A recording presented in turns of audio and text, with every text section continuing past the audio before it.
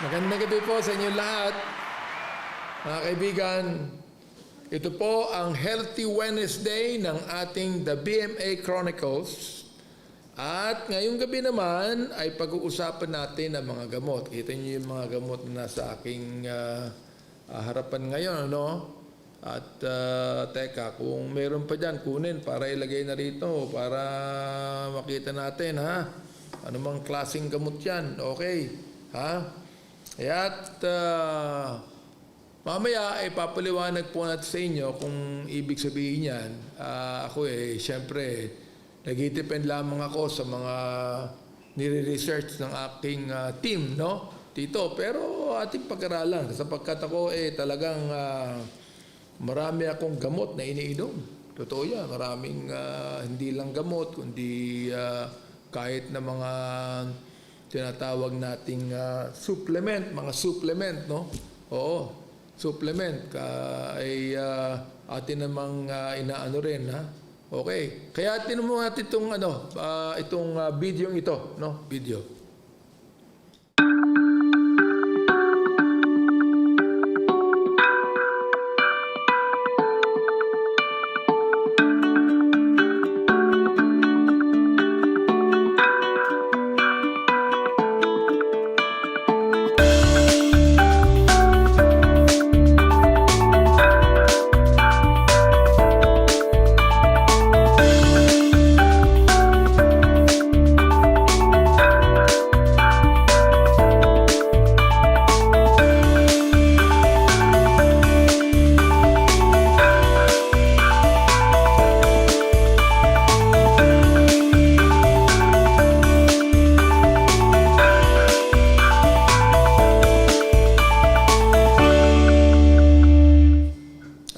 Mga kaibigan, kita nyo, dumami itong pag-uusapan natin. Ano po ba mga gamot? What are actually medicines? Ano po? Ngayon, i-discuss po natin ang tinatawag na branded and generics, no? Ano ba kaiba ng branded sa generics? Yung mga pros and cons ng mga gamot na ito at ilang mga tips o para inyong matake itong mga gamot na ito. Ha? Okay. So, medicines are chemicals or compounds used to cure, halt, or prevent diseases. Is symptoms, for example, tanggalin yung mga symptoms or help in a diagnosis of any kind of illness. Advances in medicines and have enabled doctor to cure many diseases and save lives, mga kaibigan. Okay. Ngayong mga panahong ito, ang mga gamot po ay nanggagaling sa variety of sources. Ano po? Many were developed from substances found in nature. And even today, many are extracted from plants. Alam nyo, karamihan po ng mga gamot talagang kinuha po yan sa tanim. Ang iba ay kinuha din naman po sa mga parts ng animals. So, ngayon, meron mga ilang mga gamot that are made in labs by mixing a number of chemicals. Ano po? Others, like penicillin o yung tinatawag natin antibiotic, are byproducts of organisms such as fungus. Okay? And a few are even biologically engineered by inserting genes into bacteria that make them produce the desired substance. Tulad po yan ng mga stem cell, no? Mga stem cell at yung tinatawag natin placenta. Placenta, ano po? Kapag ating iniisip yung tinatawag nating medicines, ay palagi natin naiisip yung mga pills na katulad po nito. Ayan, mga pills, ano? But marami pong klase mga gamot na hindi lamang po pills. Okay. Meron dyan tinatawag na liquid. Tulad po nito. Ito, liquid po ito na iniinom mo, sinaswallow mo. Ayan. Liquid po ito. Yan, yan. Yan. Kita nyo yan. Ayan. Liquid po yan. At tinatawag, ano po? Na ating nilulunok, mga kaibigan. O to, kaya naman, itong mga drops, ito eye drop po ito, no? Ito yung tinatawag na antihistamine, decongestant drop, ito sa mga mata. Kasi alam mo, no, isang araw, sabi ko sa doktor ko, Dok, nangangati yung mata ko. Ano ba yung pangangati ng mata? Added yan. Kaya, inaano mo sa mata. Yan ang tawag dyan, drops, mga kaibigan.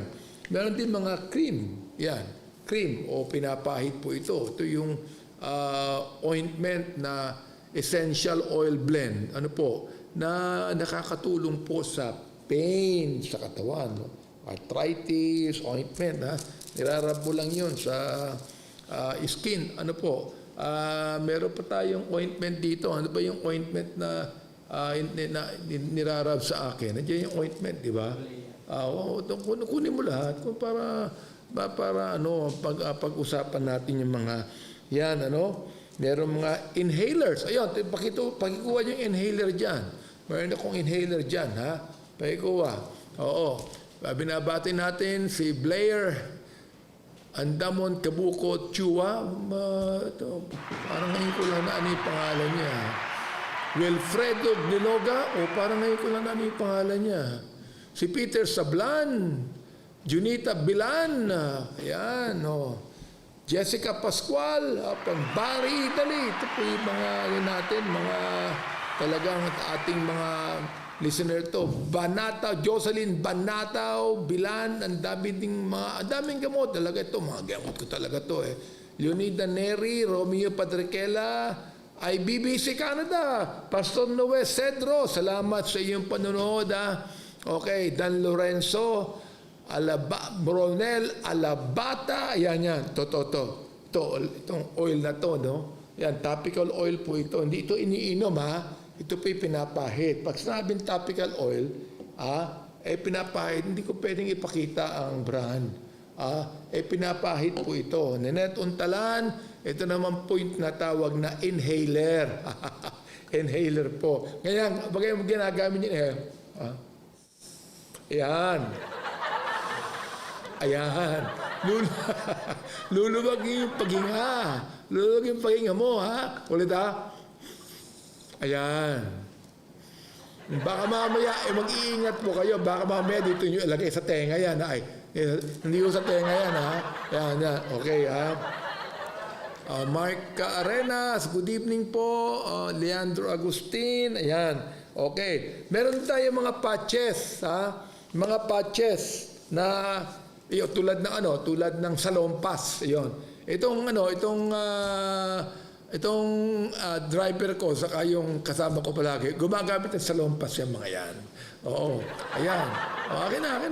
Ilagay mo dito, ayan. Pakita natin dito, ayan. Pakita mo ka mo. Ayan. Ayan. Ito.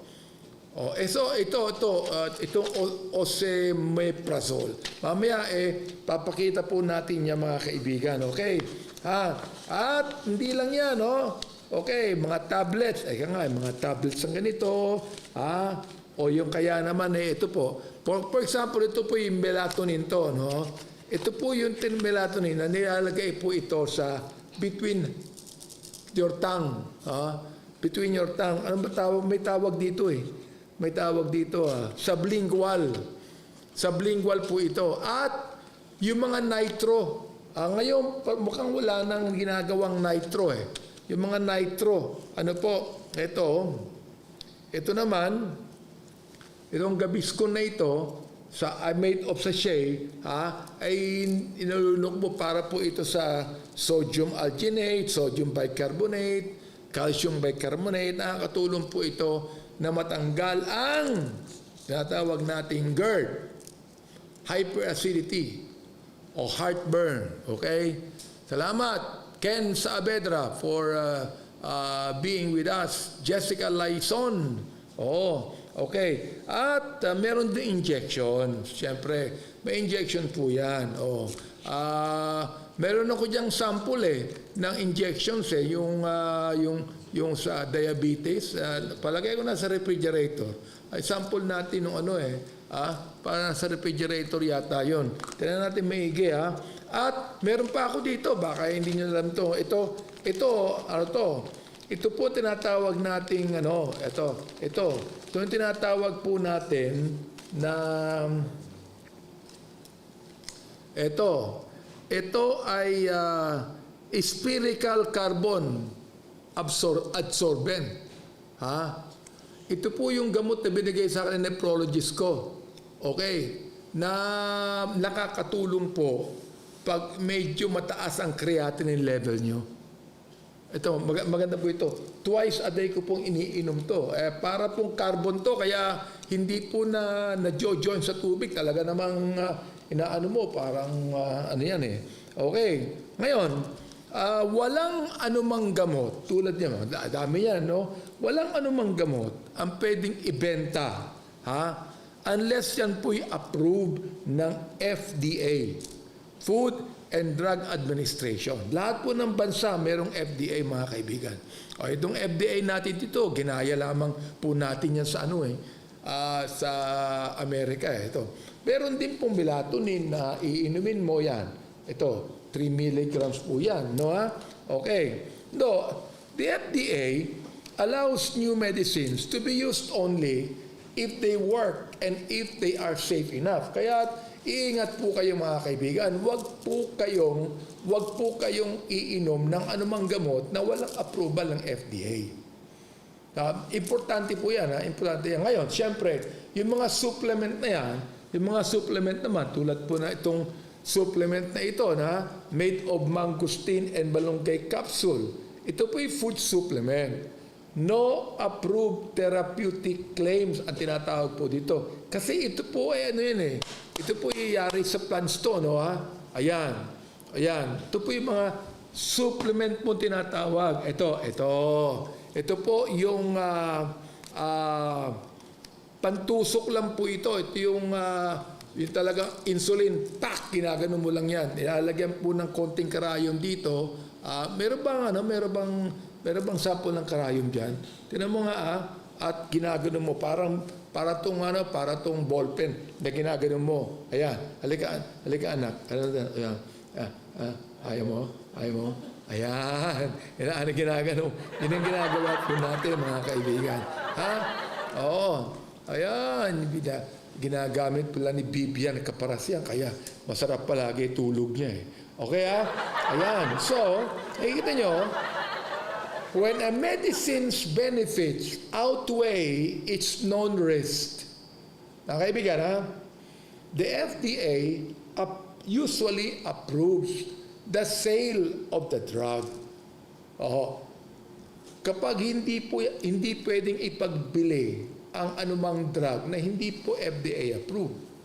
For example, yung pong vaccine ngayon natin para po sa mga viruses na yan, yung vaccine po, hindi pa ho pwedeng ibenta yan. Sapagkat yan po'y hindi pa approved, mga kaibigan. Hindi pa approved yan, mga kaibigan, ng FDA. Yan po'y tinatawag lamang na merong tinatawag na for emergency UEA. Emergency use lang po. Kaya hindi pwedeng ibenta hanggat hindi po talaga may approval. Ito yung karayom na sinasabi ko, na magagamit ninyo, ay ilalagay lang po yan dito. Ayan, dyan. Oo. Ilalagay niya yung karayom na yan. Tapos tinutusok sa batang malikot. Ayan. Oo. Sa batang pasaway, tinutusok. Ayan, come. So I will come. Ayan. Okay. Ayan.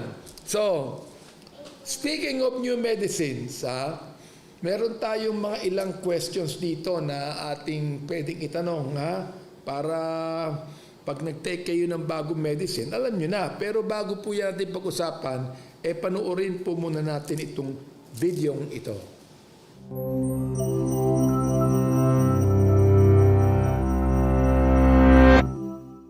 Have you ever wondered what happens to a painkiller, like ibuprofen, after you swallow it? Medicine that slides down your throat can help treat a headache, a sore back, or a throbbing sprained ankle. But how does it get where it needs to go in the first place? The answer is that it hitches a ride in your circulatory bloodstream, cycling through your body in a race to do its job before it's snared by organs and molecules designed to neutralize and expel foreign substances. This process starts in your digestive system. Say you swallow an ibuprofen tablet for a sore ankle. Within minutes, the tablet starts disintegrating in the acidic fluids of your stomach. The dissolved ibuprofen travels into the small intestine and then across the intestinal wall into a network of blood vessels. These blood vessels feed into a vein, which carries the blood and anything in it to the liver. The next step is to make it through the liver. As the blood and the drug molecules in it travel through liver blood vessels, enzymes attempt to react with the ibuprofen molecules to neutralize them. The damaged ibuprofen molecules, called metabolites, may no longer be effective as painkillers. At this stage, most of the ibuprofen makes it through the liver unscathed. It continues its journey out of the liver, through veins, into the body's circulatory system. Half an hour after you swallow the pill, some of the dose has already made it into the circulatory bloodstream. This blood loop travels through every limb and organ, including the heart, brain, kidneys, and back through the liver. When ibuprofen molecules encounter a location where the body's pain response is in full swing, they bind to specific target molecules that are part of that reaction. Painkillers like ibuprofen block the production of compounds that help the body transmit pain signals. As more drug molecules accumulate, the pain-canceling effect increases, reaching a maximum within about 1 or 2 hours. Then the body starts efficiently eliminating ibuprofen, with the blood dose decreasing by half every 2 hours on average.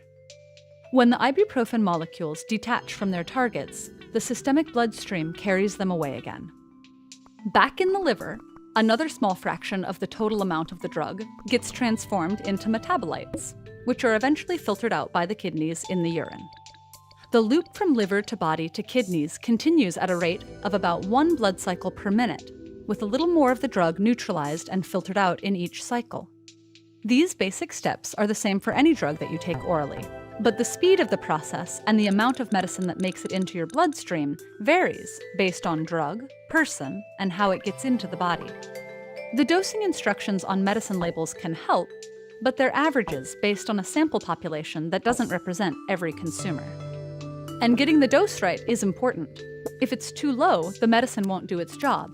If it's too high, the drug and its metabolites can be toxic. That's true of any drug.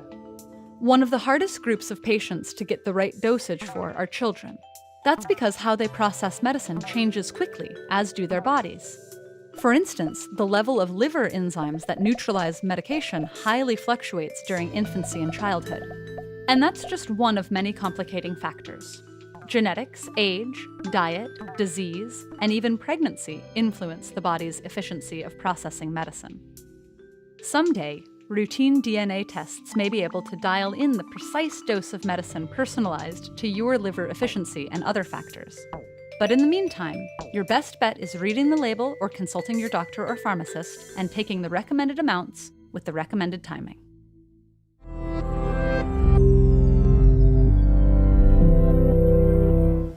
Ayan. Kita nyo Okay, mga ilang tanong na kinakailangan yung itanong, no? Unang-una, binabatay ko si Kate Gonzalez mula po sa Dubai, Chris Torres mula po sa Barreto, Olongapo, ayan, Samuel Barquilla mula po sa Cavite, Medi Pangan mula sa Caloocan, Anthony Tejada, Chairwoman Grace Parel, magandang gabi sa iyo. We have Pastor Joseph Fernandez watching po from Mariveles, Bataan. Ito ang mga tanong, mga kaibigan. For example, kinakailangan tanong niyo muna ito, no? Para malaman niyo kaagad. Ano ba yung gamot na iinumin ko? So what is the name of the medicine and why am I taking it? Ba't ko kinakailangan inumin to? Okay. What medical condition does this medicine treat? Ano ba? Yung medical condition, puso ba yan? O kidney ba yan? O liver ba yan? O stomach ba yan? O brain ba yan, mga kaibigan? So, ang pangatlong tanong, ilang beses ko itong i-take? How many times a day should I take it? Okay. or nakalagay at what time. Nakalagay po naman yan na the bottle can say 4 times a day. Does that mean 4 times in 24 hours or 4 times during daytime? Ayan, tulad po nito. Nakalagay naman ito yung formulation, therapeutic indication, contraindication. Tinalagay po dito. Nakalagay dito, dosing and constipation, for example, adults and adolescents, ganyan, lahat yan, dosing and, marami, okay, ano pa, how much medicine should I take? Nakalagay din po yan, sa prescription, nakalagay po yan, should I take the medicine with food or not? Meron mga medicine na kailangan i-take mo bago ka kumain. For example, like, merong mga diabetic medicines, diabetic medicines na iinimin mo yan, ikaw ay bago kumain. Melvin Caudal from Kuwait, Bella Fisison from Dubai, Antoinette Wansen from Baguio City, Edward Soriano from KSA, Joan Laurente Flores from Makato, Calibo, Aklan, Robert Mendoza. Salamat po. Salamat. Kasama po namin kayo rito ngayong gabi, ito lang. Ito bang gamot na ito will cause problems if I am taking other medicines? Meron po nakalagay dyan, mga kaibigan, ito bang gamot na ito, sa gabi ko lang iinumin o sa araw? Kasi pag meron mga gamot na you'll be drowsy, tulad yan ng mga tinatawag nating gamot for ubo, yung minsan yung cough syrup, naka-indicate doon, you should only take it in the evening sapagkat magiging drowsy ka. Meron mga gamot na papatulugin ka, kaya sa gabi mo iniinom yan, Okay, alright. Pag sinabi po sa prescription, as needed, kailan mo iniinom yan? Iniinom, for example, pain reliever. For example, meron kang pain medicine na ibinigay sa'yo. Ako meron. Pain na binigay sa akin. Ano kalagay dyan? As needed. As needed. Ibig sabihin, kapag may pain ka, inumin mo. Pero pag wala kang pain, itigil mo nang inumin. Hindi pwede mong inumin yan ng palagi. Merong mga gamot na pag nakalagay sa prescription, inumin mo lang yan ng 5 days. Huwag nang sosobrahan. 5 days lang kung 5 days. So, yun yung tinatawag na when should I stop taking medicine? If I forget my medicine, what should I do? Kung nakalimutan ko, kaya huwag niyong kakalimutan yung gabi para hindi niyo malaman gagawin niyo. Okay. Ito. Ano yung mga side effects? Kasi tulad to, merong contraindications to Contraindications. Ano yung mga side effect nito? Baka mamaya, ako'y umiinom ng gamot, yung palang side effect niyan ang kidney kong masisira o yung liver ko masisira. Kinakailangan po, alam po natin yan. Side effect, for example, yan. Tulad ito, ascorbic acid. Sodium ascorbate plus zinc. Okay ito. Ito talagang magaling to, especially ngayong may virus ka.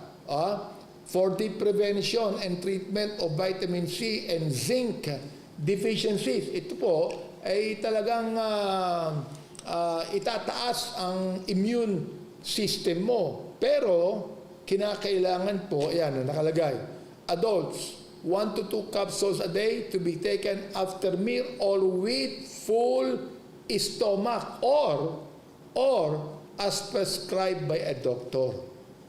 Ngayon, kung meron kang ulcer, hindi mo pwedeng inumin ito. Kung meron kang hyperacidity, hindi mo pwedeng inumin itong ascorbic acid. Okay, yan po yung mga tinatawag nating side effect, Ngayon, sa Amerika, meron akong boto niyan dito. Sa Amerika, Nilalagay na lang nila yung prescription dyan, saka yung pangalan ng medicine, saka yung generic name niyan. Nakalagay doon kung hanggang kailan mo ano yun yan. May isa, sobra sila magbigay, no? Oo. I-refill mo na lang.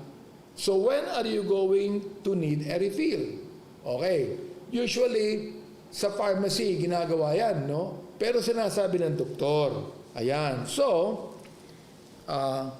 when faced with the task of having to purchase medicines, we usually choose from one of two types of pharmaceutical drugs. Ano po yun? Brand names and generics. Over time, brand names have gained a reputation of being more expensive. Siyempre, brand.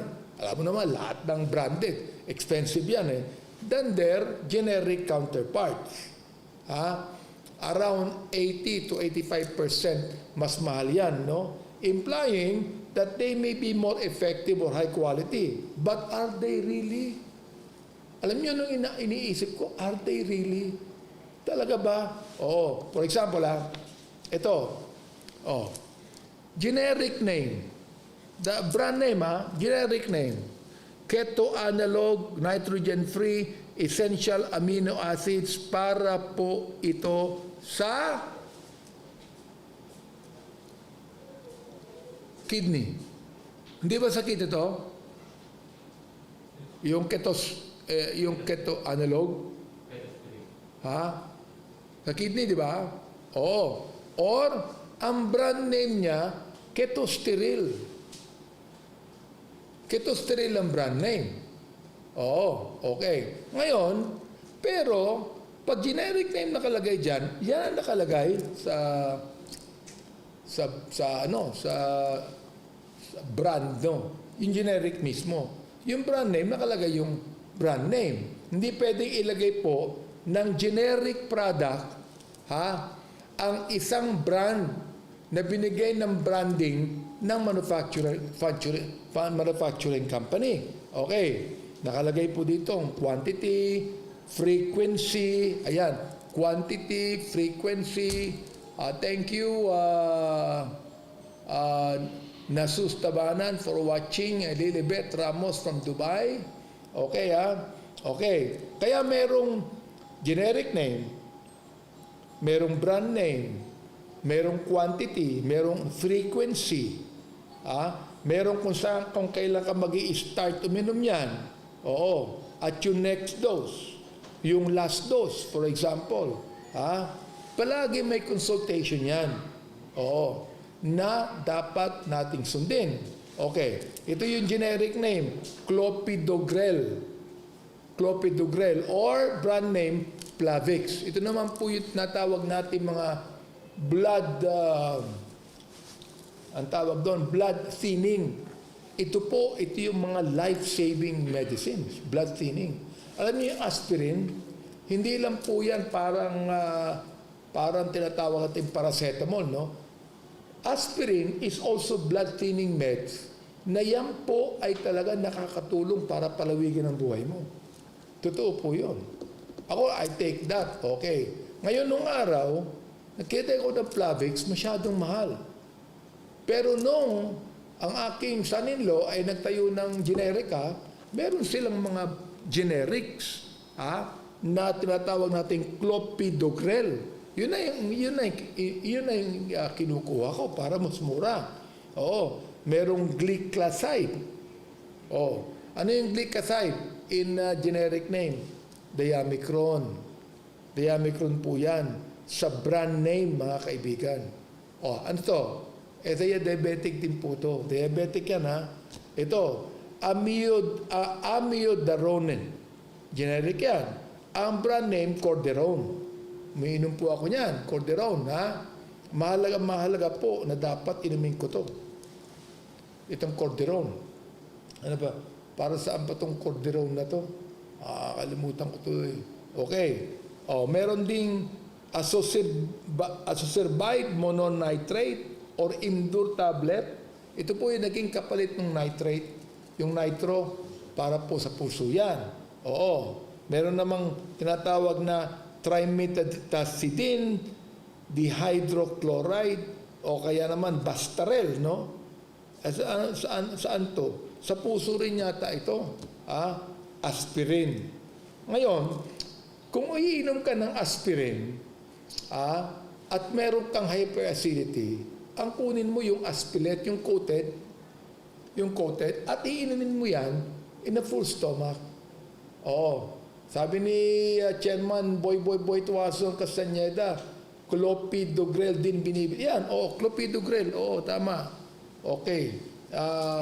Ano yan? Blood thinning yan, ha? Yan life-saving yan, ha? Life-saving medicine saka aspirin, ha? Meron ding atorvastatin. Ano yun? Ang brand name niya, Lipitor.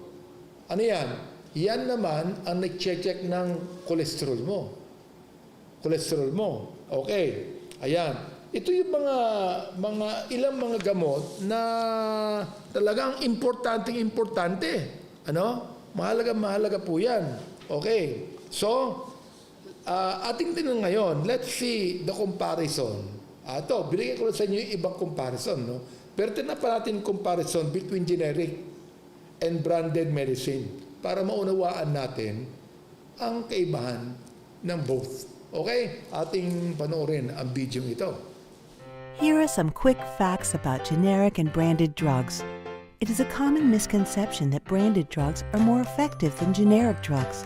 Misconceptions range from manufacturing standards, they're weaker, to efficacy. The drugs don't work.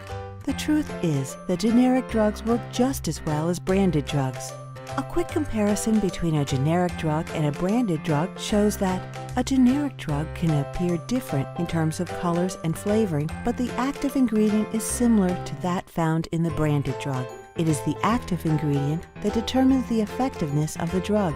The inactive ingredients will not affect the overall performance, safety, and effectiveness of the generic drug. A generic drug is identical in strength, dosage form, and route of administration as that of a branded drug. If the branded drug is a capsule, the generic drug will also be in the form of a capsule. If the branded drug is taken orally, the generic drug will also be required to be taken orally. A generic drug will have the same use indications as that of a branded drug. A generic drug must have the same bioavailability and bioequivalence as that of the branded drug, i.e. the rate of absorption and extent of absorption of the amount of drug that was once ingested reaches the bloodstream. A generic drug must meet the same batch requirements for identity, strength, purity, and quality. A generic drug is manufactured under the same strict standards and processes as that of the branded drug. Branded drugs are way pricier because drug companies who have manufactured them have obtained drug patents, meaning that no one else in the market can produce or manufacture the drugs until the patents expire, which usually lasts between 17 to 20 years. Once the patent expires, other drug companies can start selling a generic version of it. Since generic drug manufacturers do not need to start manufacturing from scratch, the cost of manufacturing the drug becomes significantly cheaper. They don't need to pay for costly advertising, marketing, and promotion. According to reports, generic drugs save consumers an estimated $8 to $10 billion a year at retail pharmacies. On average, the cost of a generic drug is 80 to 85% lower than the branded drugs. Knowing more about generic and branded drugs can help us make more informed choices with regards to our medication. In the long run, this can help to lower healthcare costs. For more information on generic drugs, do consult your family physician or doctor. Generic drugs, safe, effective, and low cost. Ayan, kita nyo, Oo. So, halos walang pinagkaiba yan, mga kaibigan. Ang pinagkaiba lang, siyempre, yung brand name. Yung brand name. Kung mahilig ka sa brand, talagang pero mahal yan. Okay, So, brand name drugs, mga kaibigan, are usually thought of to be original. Okay. In a way, totoo yun. Siyempre, original, sila ang unang-una na gano'n yan. Nag-manufacture niyan, no? Ibig sabihin, they are the first of its kind. With the pharmaceutical company often having to go to research, development, clinical trials to make it available to the public. Sila ang nauna. Tama ang sinabi ni Dulce Lazareth, no? I prefer generic po is cheaper and affordable. Totoo yan. O, kaya lang, meron pa rin mga gamot na branded na walang generic. Kaya talagang mahal po yan. Ito rin po ang dahilan kung bakit ang brand name drugs are usually more expensive than generic versions. Besides, the breakthrough achieved by the pharmaceutical companies, clinical trials do not come cheap. Siyempre, tinetest to hanggang malaman nilang very effective to it. Hindi po pura yan, no? Kumikita na lang yan after so many years of producing it. Okay. From the time of inception, the formulation of the medicine is kept in secret, siyempre. Trade secret yan eh. This ends when the registered patent expires. Ayan. Okay. Only then can other medicine manufacturers file to create a generic version. Ayan. With only a 3.5% difference in absorption from the brand name drug. Ayan. Totoo yun. Pero alam mo, ako, tinatanong ko na yung tinatanong ko na yung doktor ko, Dok, pwede ba ito? For example, like noon, nagtetake ako ng Plavix. Mahal ng Plavix. Oo. Pero sinabi ko, Dok, nagtetake na ako ng generic ng Plavix o yung tinatawag nating clopidogrel. Okay ba yun, Dok? Sabi niya, okay yan. Sige, you take that. Oo. Okay. O sinasabi naman po ng doktor yan. So the pros and cons of brand name drugs are as follows. Ito po. Number 1, pioneer drug. Brand name pills are usually the first version of the drug in the market. Totoo yun. Sila yan eh. Original yan sa kanila eh. Di ba? Oo. At syempre, pag marami na na-produce yan, malaki nakita ng manufacturing. Oo. Absorption rate, for example, though extremely rare, there may be a small chance that your body absorbs and receives brand name drugs better. Oo, ha? O recognition naman. Because of the time that pharmaceutical companies spend in marketing and branding, recall and loyalty are higher. Recall and loyalty. Higher yan. Ako, inom ko as Plavix. O yan, ganyan, no?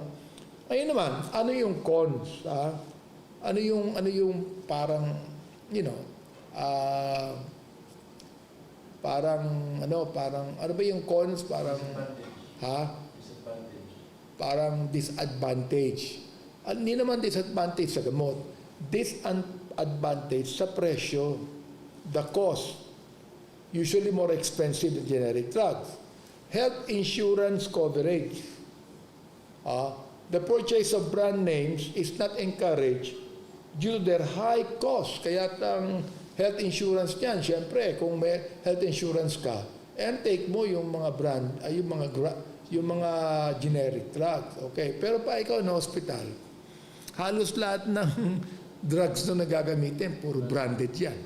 Puro branded, no? Okay. For example, like, ako, pantroprazole.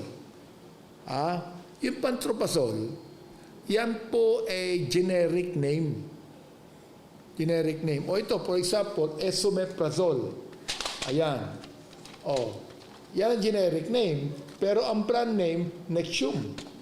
Itong pantroprazole, ang brand name, Pantolok. Mga kaibigan. Revampide. Pero alam nyo, for example, Tragenta Duo. Talagang yan, original yan. Wala kang mabibili na generic drug niyan. Tragenta Duo. Yan po yung iniinom ko para sa diabetes ko. Dulce, pwede mong inumin yan. Valsartan. Valsartan din. Yan, iinumin mo rin yan, mga kaibigan. Ano ba yung Valsartan na iniinom ko? Once a day po yan. Okay. So, kapag ating narinig ang salitang generic, minsan wala tayong believe, di ba? Iniisip natin na itong drug ng generic does not actually equal in its brand name counterpart. in terms of what? Effectiveness or is fake. Now, I have to admit na may mga pagkakataon talagang di maganda eh. Pero alam mo, more is not the case. Generic drugs work the same as brand name drugs. Atin nakita yan kanina, di ba? They have the same quality, strength, suggested dosage, intended use, route of administration, effects and side effects. Ano niyo po yan? Halos pareho po yan, mga kaibigan. Ito, sample, paracetamol, mefenamic acid, are generic names of pain medication. There are several popular branded medicines that have generic counterparts in the market already. For example, paracetamol, iba-iba yan. May Dorset, brand name, Dorset yan.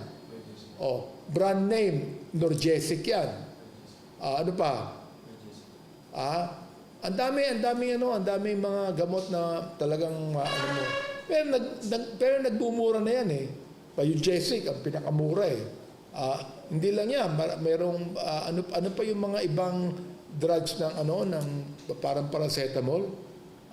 Ang dami niyan eh na iniinom po ng maraming tao, di ba? Siguro kayo, umiinom kayo niyan. Biohan. Ayun. Pero some doctors prescribe mostly totoo 'yon, Totoo 'yon. Oo. Kasi efficacy reason. Ngayon hindi na sinasabi ng doktor 'yan. Sasabihin sa ng doktor mo kung bakit kinakailangan mo yung branded.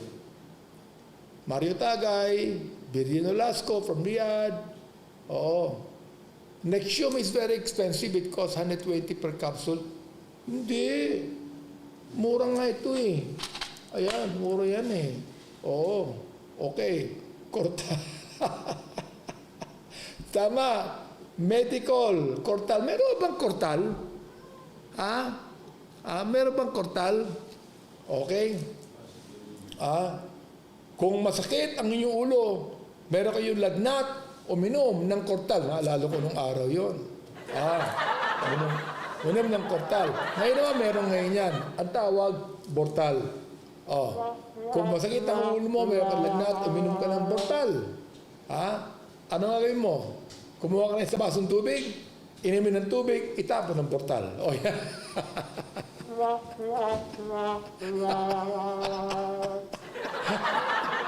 Yan. Ayan.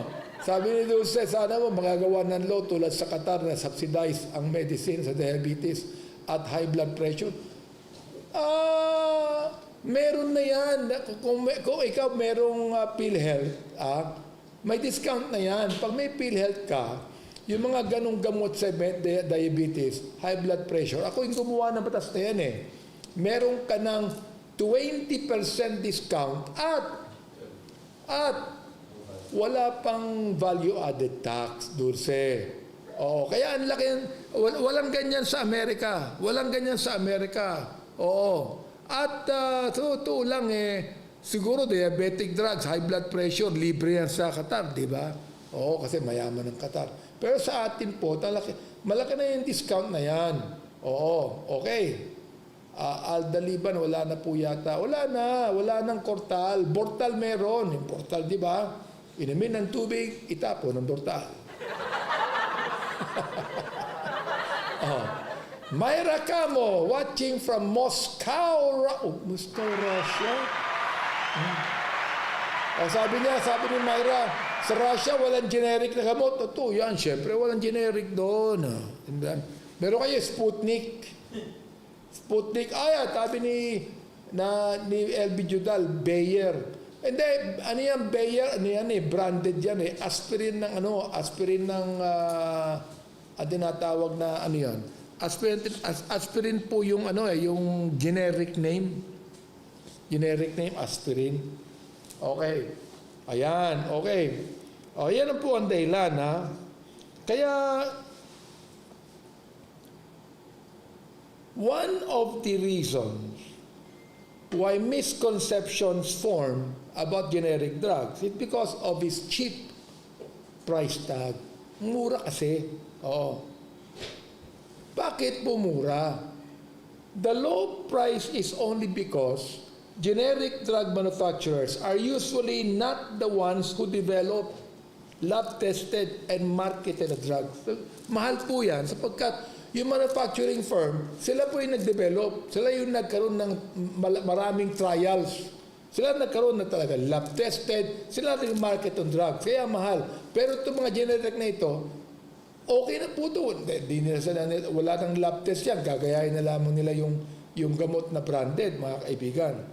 And they also did not have to pay any patent fees for it. Wala nang patent yan. Which means, cheaper cost to manufacture and sell to the public. Okay. So, ito po yung pros and cons of generic drugs na makikita natin. Ano ba yung pro? Quality? Ang generic drugs po, exact copies yan of their brand name counterpart. Cost? Usually much cheaper than branded ones. Availability? Because many manufacturers have access to the ingredient of the drug, it is more widely available. Oo. Dito po meron na, kasi nung panahon ko, isa po ako sa mga author ng Cheaper Medicines Act. Kaya because of that, talagang winelcome namin ang deluge ng generic drugs dito. Ngayon sa Myra, sa Russia, wala nung ganung batas. Wala yung Cheaper Medicines Act law. Dito meron, ako po ang isa sa mga principal authors noon. Okay. Food and Drug Administration approved. Ayan na. Basta approved po ng Food and Drugs, okay yan, mga kaibigan. Okay.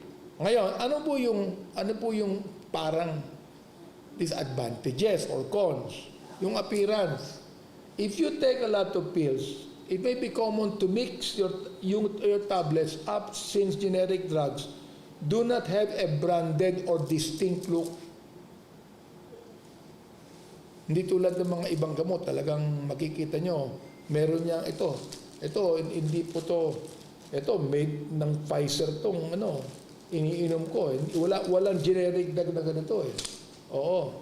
Ito, multivitamins, mineral. At ito po yung Consace, Ayan. May ascorbic acid, ito. Ayan. May zinc. Oo. Ayan. Ito naman yung Consace. Iba naman tong ascorbic acid. Ito yung Rap Fit Plus. At sabi na mas mura yan kaysa dito. Okay. So, absorption rate. Occasionally, some people may not do as well as generic drug. They may absorb it differently due to how the tablet is coated or made. Ayan. Okay. Type of drugs, for example. It may not be advisable for you to get a generic version of narrow therapeutic index drugs of high-risk medicines. Usually, yung talagang mga high-risk medicines, talagang hindi pwede maging generic yan. Nawala yata yung mga nagme-message, Nawala. Ba't kaya nawala? Okay. Nawala po yung mga nagme-message, kaya hindi ko babasa ngayon yan. Siguro dito meron. Ayan, dito meron, Okay. Nakalagay po dito, sabi ni Ronel Corsiga ng France. Dito po sa France, lahat halos ang sakit ng katawan, pati sa ube at sipon. Ubo at sipon, bibigyan na gamot ng doktor paracetamol na brand Doliprane. Kaya ang iba nagbibiro, ayaw na magpunta sa doktor dahil Doliprane lang din na po. Totoo yan. Doon din sa Middle East, ano ba yung okay, yung mga taga Middle East, ano ba yung binibigay sa Middle East, yung pag masakit ng ulo mo, yung palagi sinasabi po ng Indiano, pag masakit ng ulo mo, meron kang lagnat, ano yung binibigay doon sa Middle East? Meron binibigay sa Middle East nung ganun ano ba yun? Ano yun? Ano mo nga ko? Yung mga taga Middle East yan. Yung binibigay ng mga Indiano, yung palaging binibigay. Okay. Things to consider. Panadol. Yun. Panadol. Oh, thank you, April, Panadol. Pag napunta ka ron, sakit ang ulo ko. Meron lagnat, Panadol. Wala silang ibang kundi Panadol. Yan po palagi ng mga Indiano.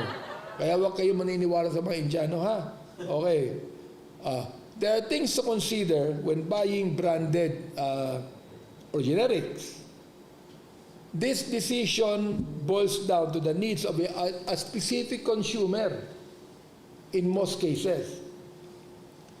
There will be more comfort and peace of mind when using brand name drugs. Totoo yun. Sabi ni Virgil, basta may tool. Okay. Pero, yung ang budget mo can also play an important factor. As most medicines do not come cheap, working in favor of generic versions. Aside from cost, some considerations that many people and doctors have about switching to generics or prefer brands includes worsening of symptoms or conditions, side effects, adverse reactions, effectiveness, safety, and quality. So, anong gagawin mo?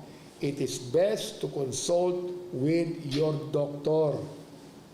Palagi yan, with your doctor who can shed light on which they would recommend better, especially if a patient has a specific illness to treat. So it still depends on how the body of the person responds and how delicate the treatment for a sickness or disease may be. Yan. Kaya kailangan po yung doktor, wag lang kayong maggagamot ng anong gamot diyan nang wala kayong doktor, no? Siguro ang hindi ko lang sinasabi sa mga doktor ko yung mga supplement, secret supplement, kasi alam niyo yung mga doktor kung talaga mga consultant, ayaw po yan ng supplement. Oo. Meron silang binibigay na konting supplement, tulad yung doktor ko sa Nepro. Pinapainom ko ng sambong. Yan po yung supplement yan, pero nakakatulong po yung sambong. Okay? Yan. So, ngayon, kung decided ka na sa anong gamot ang gusto mong bilhin, ito yung tips na to help you take your medicine safely. Unang-una, follow instructions. Read all medicine labels. Read it. Oo. Ang mga pharmacists, ang ibigay po ng guidelines on the proper intake of medicine. Kaya kinakailangan magtanong tayo palagi. Huwag lang yung Panadol, April. Okay? Use the right amount. Don't take a larger dose. Especially pag yan pain tablet or sleep. Ako hindi ako may sleeping pills Take medicines on time. Nako, yan ang problema ko Hindi ako masyadong on time. Turn on a light. Don't take medicine in the dark. Bakit? Baka mamaya, mali yung pag-take mo na medicine. Ikaw din. Okay. Report to your doctor any problem you have. Report kagad sa doktor yan kung mayroong mga adverse reaction. Report kagad yan. Tell your doctor about other drug use. Other drugs can affect how well your medicines work. Ako marami akong doktor. Mayroon akong cardiologist, mayroon akong nephrologist, mayroon akong neurologist, mayroon akong gastrologist, mayroon akong sa arthritis. Pero alam nyo, ang una dyan, binibigyan ko sila ng laboratory test ko, blood test palagi. And then, kino-compare ko yan. Yung aking main doctor, yung cardiologist ko, sinasabi ko kung ano yung gamot na binibigay sa akin. Okay. So, check before stopping. Don't share. Do not take medicines prescribed for another person. Wag. Baka mamaya iba yung sa'yo Di ba? It's also important to keep track of your medicines. Ano yung gano'n? Make a list. Ako po mayroon akong list Ito, listahan ko ng mga gamot. Okay, make a list, ha? Create a file. Oh, man, malaki yung file ko dito. Ito, papakita ko sa inyo yung file ko yan, no? Ito yung file po ng aking mga tests, yung aking mga surgery, everything. File po yan, no? Yan ang file ko. Ha? Oh, ano pa? Check expiration. Mahalaga po yan, ha? Expiration. Tinan mo may expiration. Oo. Siguro ito, ang expiration na ito ay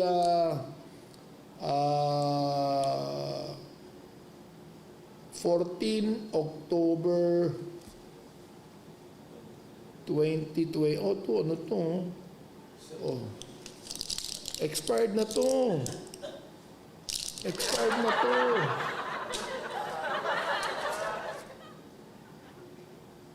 Ito, December pa to. Ayan o. December. Oy! Bilili ka. Bili. Ito, nilalasan ako nito eh. Expired na to eh. October pa to. October 14. Huwag na yan, tapon mo na yan. Ito, December pa to, expiration.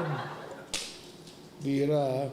And then, what else? Keep medicines out of reach of young children. Importante yan, mga kaibigan, ha? Oh. Ating pag-usapan yung side effects. Medyo mahaba-haba ito, eh. 10:57 na, mag-aalas 11 na. Unwanted or unexpected symptoms or feelings that occur when you take medicines are called side effects. Ayan. Minsan, yung side effects niyan, you'll have nausea, sakit yung ulo mo, tulad ng vaccine. Sinasabi naman yung side effect eh. Pero mawawala din yun. Okay. Hindi naman yun yung mga side effects can be minor, headache or dry mouth. Pero alam nyo, they can also be life-threatening, such as severe bleeding or irreversible damage to the liver or kidneys. Kaya kailangan, alam nyo, maigi, no? If you experience side effects, you write them down so you can report them to your doctor. 2022. Ha? 2022. Oo, 2022 pala. Hindi pala 2021. Hindi ang buhay ng ito. Oo, okay. Ha? Ayan.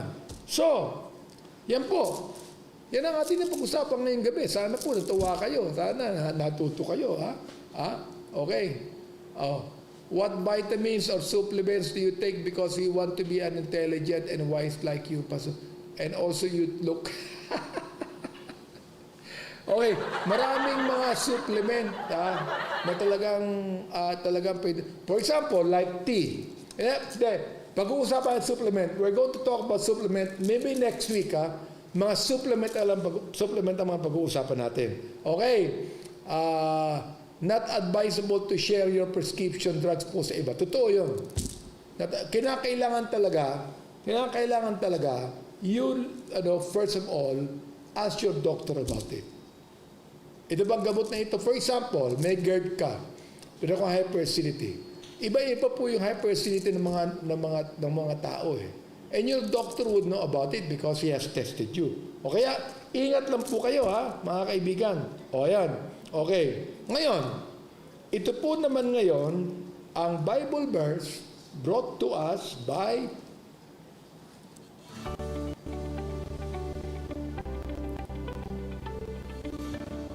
ayan, Proverbs 17:22. A merry heart doeth good like a medicine, but a broken spirit drieth the bones. Gusto nyo po ng medicine na hindi na kinakailangan talaga ng gamot na iinumin mo? Maging masaya ka palagi. Maging masaya ka palagi. Okay? Ayan.